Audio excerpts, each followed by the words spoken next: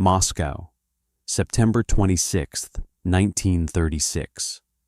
In the offices of the People's Commissariat of Internal Affairs, the most feared address in the Soviet Union, a man is clearing out his desk.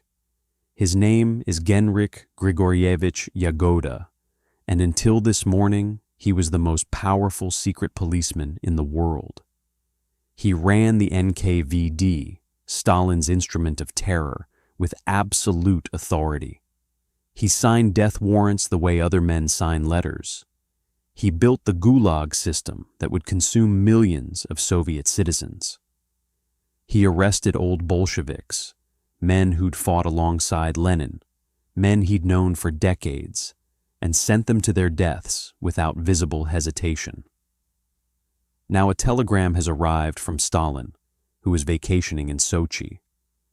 The telegram informs Yagoda that he is being replaced as head of the NKVD by Nikolai Yezhov. He is being transferred to the position of People's Commissar of Communications. The telegram is polite in the way that only truly dangerous messages can be polite, the kind of politeness that contains within it the full weight of what is not being said. Yagoda reads it.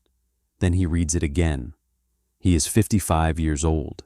He has spent his entire adult life building and running the Soviet security apparatus. He knows, better than almost anyone alive, what this transfer means. He's seen it happen to others. He's made it happen to others.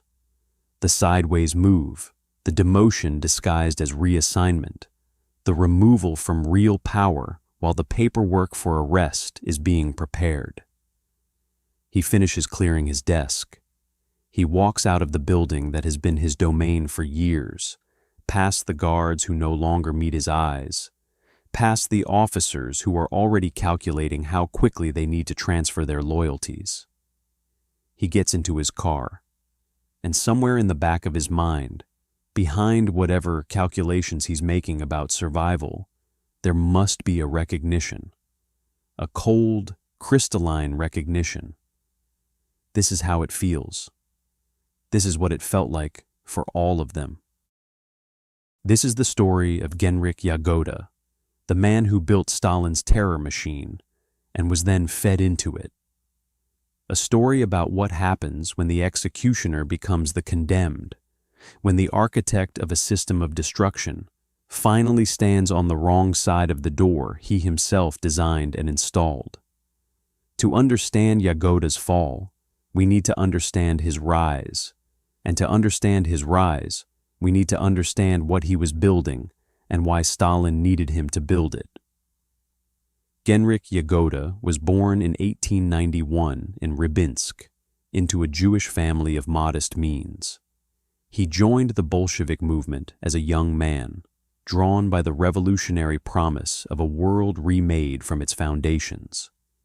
He was never a theoretical Marxist, never a man of ideas in the way that Bukharin or Trotsky were. He was an organizer, an administrator, a man who found his purpose not in articulating the vision, but in making the machinery run. When the Bolsheviks came to power in 1917, men like Yagoda were essential.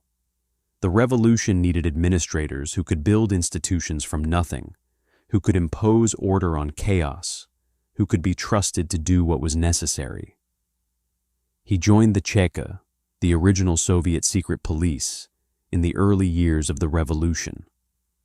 The Cheka under Felix Dzerzhinsky was already an instrument of considerable violence, responsible for the Red Terror that claimed thousands of lives in the early years of Bolshevik rule. But it was also a relatively small organization, improvised, operating in wartime conditions. Yagoda helped transform it into something more permanent, more systematic, more powerful. He rose through the organization as it evolved through successive reorganizations, from the Cheka to the GPU to the OGPU, each transformation expanding its powers and its reach. By the late 1920s, he was effectively the number 2 figure in Soviet state security, working under Vyacheslav Menjinsky, who was in increasingly poor health. When Menjinsky died in 1934, Yagoda became the undisputed head of what was now called the NKVD, the People's Commissariat of Internal Affairs, an organization that combined secret police functions, border security, the Gulag system, and investigative powers into a single enormous apparatus of control. What kind of man was Yagoda? Those who knew him described someone who combined genuine organizational competence with personal characteristics that were, in various ways, repellent. He was vain, cultivating an image of sophisticated authority, dressing carefully, maintaining a collection of fine wines and luxury goods that seemed incongruous in the Spartan world of Soviet officialdom. He was brutal in the way that the work required, capable of ordering executions without evident emotional engagement. But he was also, and this is crucial to understanding what happened to him, a man of the old Bolshevik world, someone who maintained personal loyalties and friendships that would eventually become his undoing. Yagoda's most significant operational achievement before the Great Terror was the construction and expansion of the Gulag system. Under his direction, the network of labor camps became an integral part of the Soviet economy, providing forced labor for major construction projects, including the White Sea Canal, built between 1931 and 1933 by approximately 100,000 prisoners, tens of thousands of whom died from exhaustion, cold, and inadequate nutrition. Yagoda supervised this project, visited the construction site, and received state honors for its completion. The human cost was, in his calculations and in the official accounting, simply an operational variable. The White Sea Canal project revealed something essential about Yagoda's approach. He understood that the Gulag was not just a system of punishment, but a system of economic production, and he organized it accordingly, with the attention of a factory manager focused on output. He developed administrative structures, established camp regulations, created a bureaucratic apparatus for managing millions of prisoners. He built something that would outlast him by decades, a system so embedded in the Soviet economy and administrative structure that it became impossible to simply dismantle.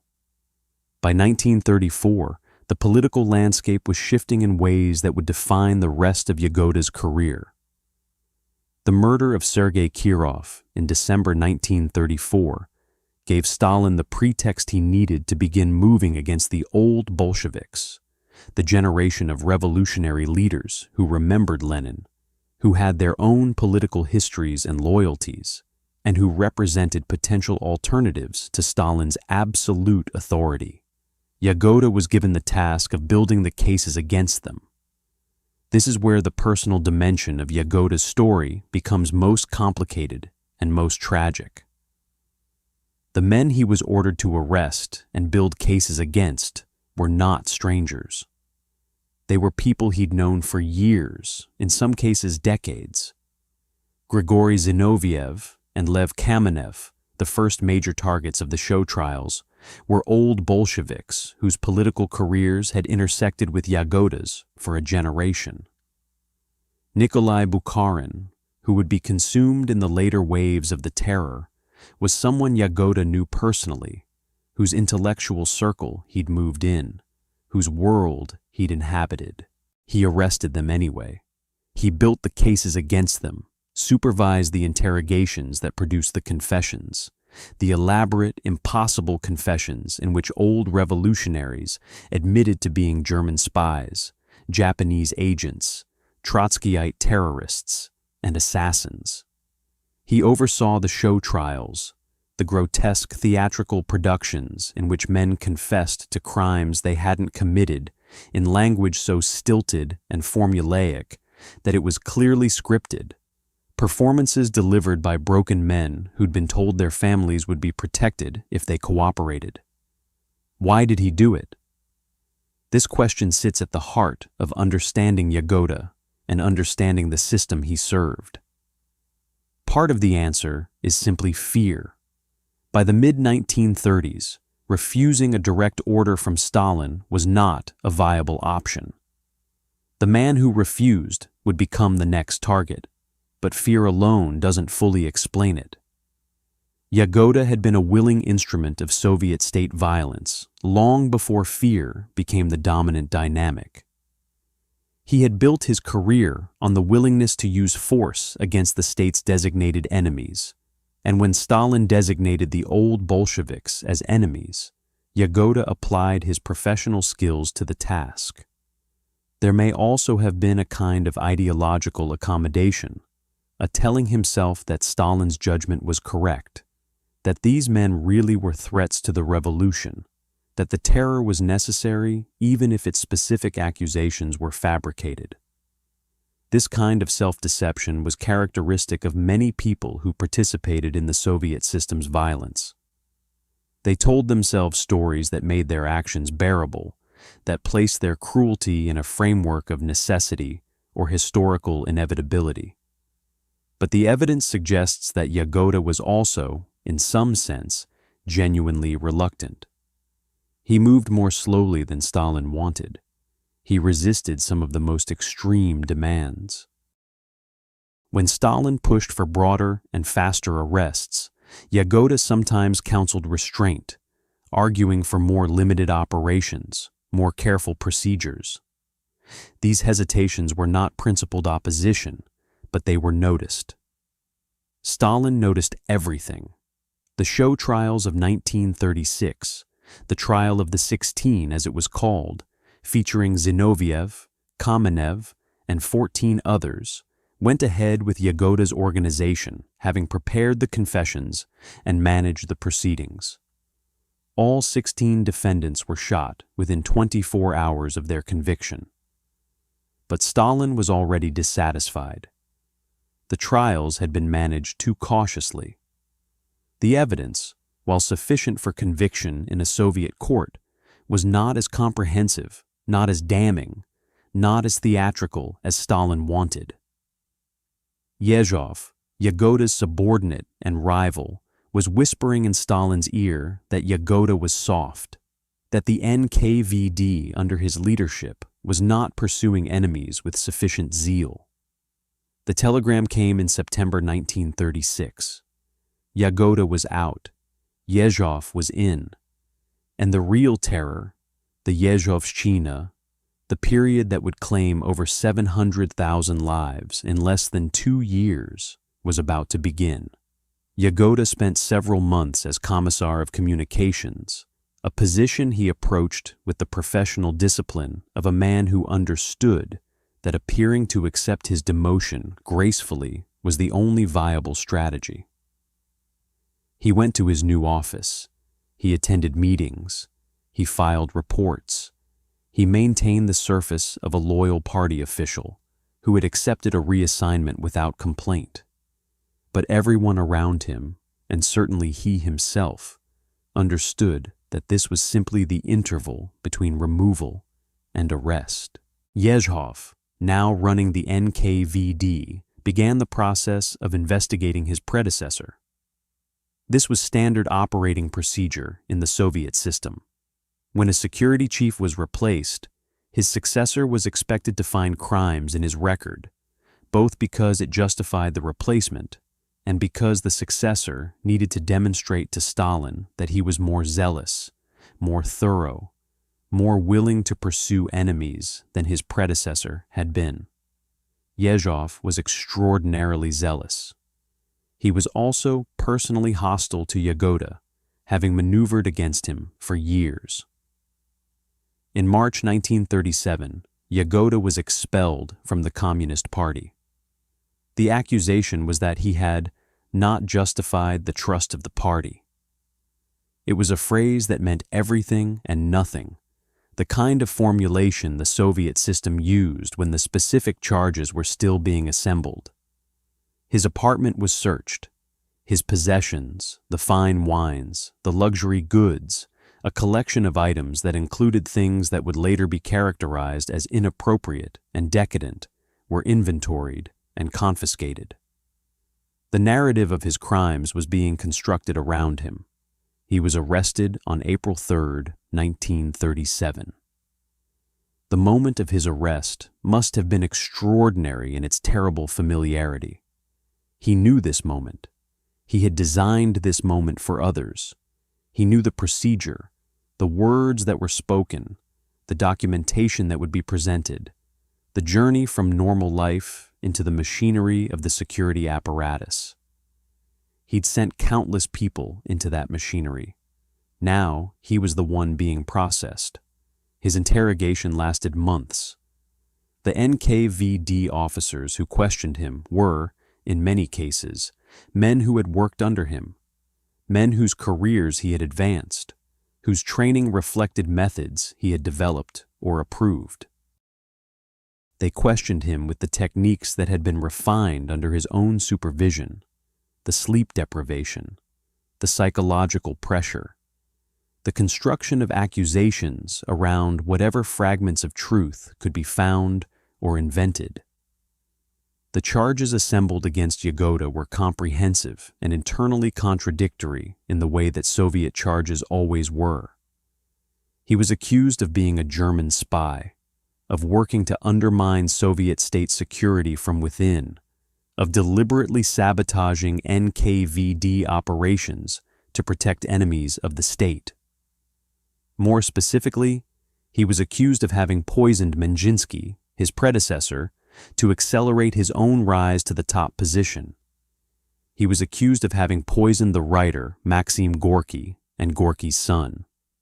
He was accused of participating in a vast conspiracy of right-wing Trotskyites, the same kind of fantastical conspiracy that he had himself assembled the evidence for in earlier trials. The accusation about Gorky is historically interesting because it's one of the charges that historians have found most difficult to evaluate definitively. Gorky died in June 1936, officially from pneumonia, but the circumstances were genuinely murky, and Yagoda had been closely involved in managing Gorky's life and movements in his final years. Whether Yagoda actually poisoned Gorky, whether he had Gorky's son poisoned, whether these deaths were natural or engineered, remains a matter of historical debate. The evidence presented at the trial was shaped by the requirements of the prosecution rather than by factual investigation, which makes it impossible to use as a reliable guide to what actually happened. What is documented is that Yagoda, under interrogation, eventually confessed to most of the charges. This was unsurprising. He had overseen enough interrogations to understand that resistance was ultimately futile, that the system would extract whatever confessions it needed regardless of his cooperation, and that cooperation at least held out the possibility, however slim, of affecting the outcome. He named names, provided the details the interrogators required, built the case against himself with the professional efficiency of a man who had done this work from the other side many times. His confession did include one remarkable element. At one point during his interrogation, Yagoda reportedly told his questioners that he must have deserved his fate because God exists and must be punishing him for his crimes. Whether this statement was made and recorded accurately, whether it was a genuine expression of some kind of spiritual reckoning or a theatrical gesture calculated to affect the interrogators, is impossible to know. But it has stayed in the historical record as one of the most haunting moments of his case. The suggestion that even Yagoda, the architect of godless Soviet terror, was reaching for some framework that could make sense of what was happening to him. The third Moscow show trial, held in March 1938, featured Yagoda alongside Bukharin, Rykov, and 17 other defendants. It was the largest and most elaborate of the show trials, designed to be the definitive demonstration of the vast conspiracy that Stalin claimed had been undermining the Soviet state. The defendants confessed to an array of crimes that cumulatively described a conspiracy of almost supernatural scope: sabotage of industry, murder of party leaders, collaboration with foreign intelligence services, plots to assassinate Stalin. Bukharin's performance at the trial has attracted the most historical attention, partly because of Arthur Koestler's fictionalized account in Darkness at Noon, partly because Bukharin himself was a figure of genuine intellectual distinction whose degradation seemed particularly meaningful. But Yagoda's presence in that dock had its own terrible significance. Here was the man who had built the very mechanism being used to destroy him. He had organized the earlier trials, had supervised the interrogations that produced the scripted confessions, had managed the theatrical productions that condemned men to death. Now he sat in the same dock, wearing the same stunned expression, confessing to the same kind of crimes. The prosecutor at the trial was Andrei Vyshinsky, who had also prosecuted the earlier trials with theatrical ferocity. Vyshinsky, in his closing statement, referred to Yagoda and the other defendants as the accursed vermin, demanding their extermination with the righteous fury of a man performing for an audience rather than conducting legal proceedings. The audience, Soviet society, was the real target of the performance. The message being delivered was that no one was safe, that even the most powerful, most trusted servants of the state could be enemies, that eternal vigilance was required. All 21 defendants were convicted. 18 were sentenced to death. Yagoda was among those condemned to be shot.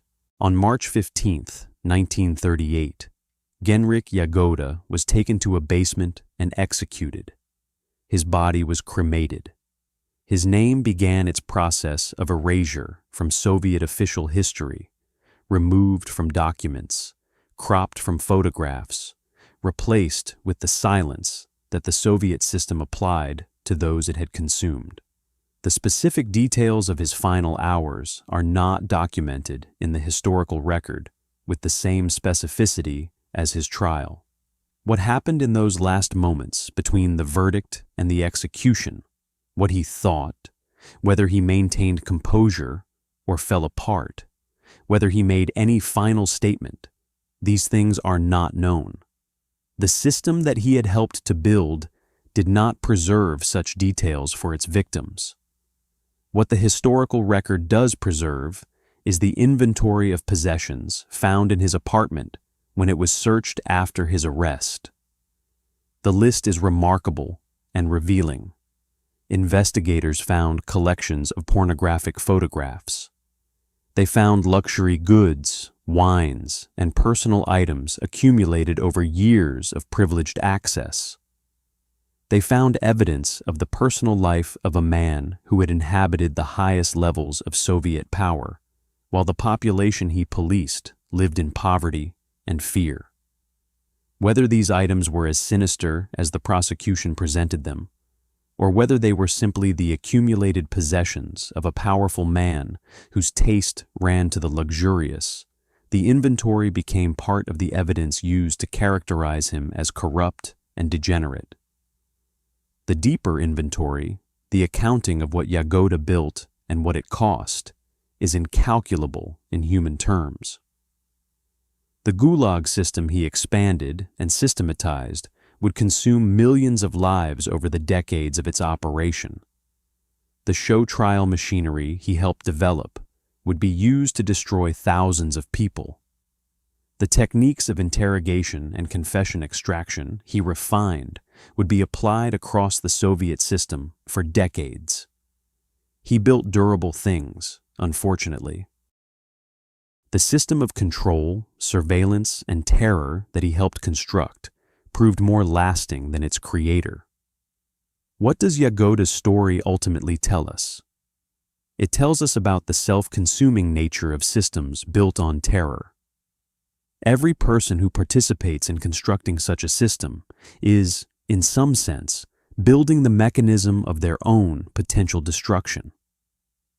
Yagoda understood this intellectually. He had watched it happen to others before it happened to him.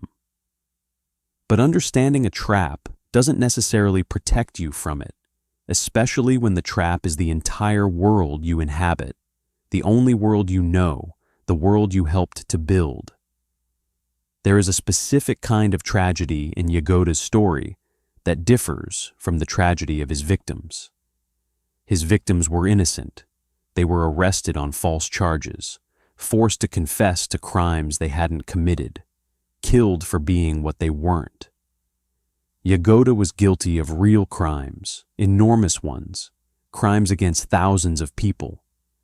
His suffering in the interrogation cells, his degradation at the show trial, his execution in a basement, these things happened to a man who had done terrible things to others. And yet, the system that destroyed him was the same system he had built and served. The methods used against him were methods he had developed and applied. The confession extracted from him under duress was extracted using techniques refined during his tenure.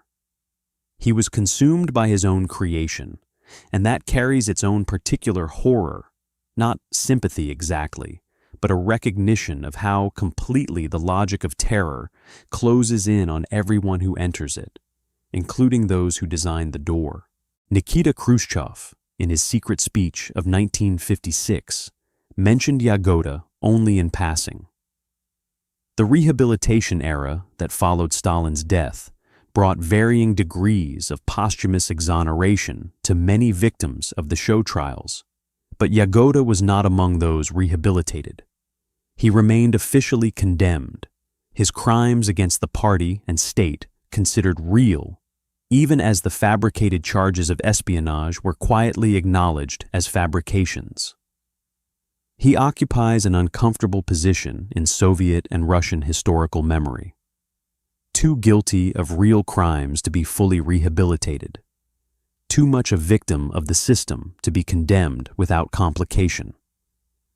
Today, if you look for Genrikh Yagoda in official Russian historical accounts, you find him described primarily as an instrument of Stalin's terror, someone who carried out crimes on Stalin's behalf. This framing is accurate as far as it goes, but it's also convenient for a historical narrative that prefers to concentrate evil in Stalin himself, rather than examine the system that required thousands of willing participants at every level. Yagoda was more than an instrument. He was a builder, an architect, someone who brought professional dedication and organizational skill to the construction of a machine of terror. Stalin provided the political will. Yagoda provided the technical means. He built it. He ran it. He was destroyed by it. And in that sequence, compressed into a single life, is perhaps the clearest possible illustration of what the Soviet system was. A machine that consumed everyone who touched it, that made no distinctions between the willing and the unwilling, the guilty and the innocent, the builders and the built upon, that ground everything and everyone into the same gray uniformity of fear and silence and disappeared names. Yagoda's name was disappeared too. His photograph was removed. His contributions were erased or reattributed.